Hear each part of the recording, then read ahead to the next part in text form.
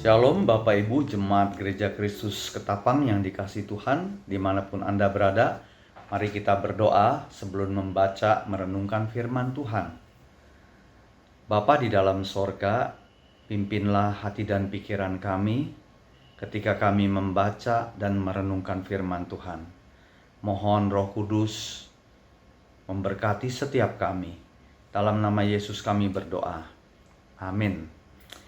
Ya, Bapak Ibu jemaat sekalian, renungan firman Tuhan cukup panjang dari Keluaran 3 ayat 16 sampai 22 dan Keluaran pasal 4 ayat 18 sampai 23. Tetapi saya akan membacakan daripada Keluaran pasal 4 ayat 19, 22 dan 23. Adapun Tuhan sudah berfirman kepada Musa di Midian, "Kembalilah ke Mesir, sebab semua orang yang ingin mencabut nyawamu telah mati." Ayat 22, "Maka engkau harus berkata kepada Firaun, beginilah firman Tuhan, Israel ialah anakku, anakku yang sulung." Ayat 23, "Sebab itu aku berfirman kepadamu, biarkanlah anakku itu pergi, supaya ia beribadah kepadaku, tetapi jika engkau menolak membiarkannya pergi, maka aku akan membunuh anak-anakmu yang sulung." Saya memberikan tema menaati perintah Tuhan. Jadi prosesnya itu sangat panjang ya saudara-saudara yang Musa jalani sampai ia bisa siap sedia melaksanakan perintah Tuhan, yaitu untuk memimpin bangsa Israel keluar dari tanah perbudakan Mesir menuju tanah Kanaan yang subur yang Tuhan sudah janjikan jauh sebelumnya kepada Abraham. Kalau kita tahu bahwa salah satu bapak gereja yaitu Agustinus di dalam bukunya City of God mengatakan bahwa Mesir sering dipakai sebagai simbol kehidupan duniawi yang jauh dari Allah.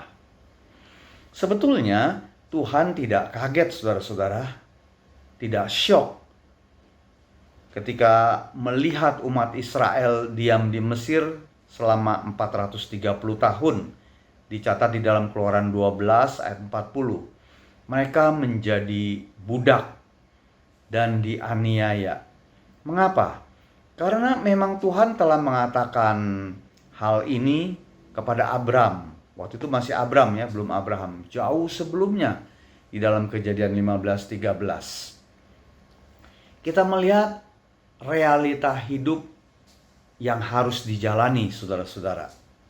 Di dalam pembacaan kita ayat 19 daripada pasal 4 Keluaran ini, firman Tuhan berkata kepada Musa, "Kembalilah ke Mesir." Jadi Musa tidak sendirian ketika kembali ke Mesir dari tanah Midian, tetapi ia mengajak istri dan anak-anaknya lelaki. Dan membawa apa lagi? Tongkat Allah dipegangnya. Itu di ayat 17. Tongkat ini untuk membuat tanda-tanda mujizat yang Musa telah alami, diajar oleh Tuhan. Tongkat itu bisa berubah menjadi ular dan tanda-tanda mujizat lain. Jadi artinya Musa bertanggung jawab atas keluarga, tetapi sekaligus taat kepada pimpinan penyertaan Tuhan. Demikianlah hari ini kita pun bertanggung jawab kepada keluarga, tetapi sekaligus kita taat akan perintah dan pimpinan penyertaan Tuhan. Di dalam ayat 22 dikatakan bahwa Musa harus berkata kepada Firaun, "Israel adalah anakku yang sulung." Apa artinya? Kita diminta mengatakan kepada dunia, bahkan penguasa dunia ini, bahwa kita yang percaya kepada Yesus Kristus, Tuhan Juru Selamat dunia, adalah umat yang telah ditebus menjadi miliknya Tuhan. Katakan itu saudara, melalui perbuatan hidup kudus dan taat di hadapan Tuhan dan manusia. Di dalam pembacaan kita ayat 23, "Biarkanlah anakku," yaitu Israel, saudara dan saya, "pergi, meninggalkan Mesir, meninggalkan dunia ini." Kemana? Beribadah kepada Tuhan. Karena jika engkau Firaun atau dunia ini menolak membiarkan engkau pergi, aku Tuhan akan membunuh anakmu yang sulung. Tapi sayang Bapak Ibu, kita melihat apa fakta yang terjadi pada orang percaya masa kini.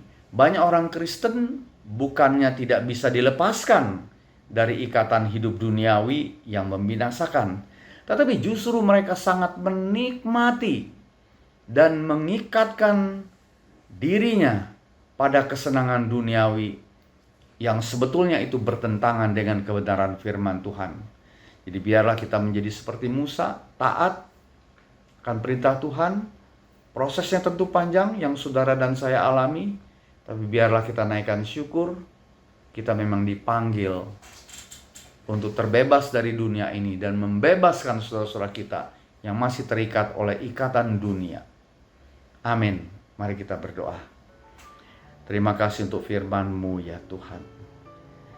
Biarlah Engkau memberikan kami kemenangan demi kemenangan. Hamba-Mu berdoa untuk jemaat-Mu Tuhan. Mungkin yang sedang sakit, yang mengalami pencobaan, keuangan dan sebagainya. Biar Tuhan menolong kami, anak-anak-Mu. Berikan kami kemenangan dan ketaatan. Dalam nama Yesus kami berdoa. Amin.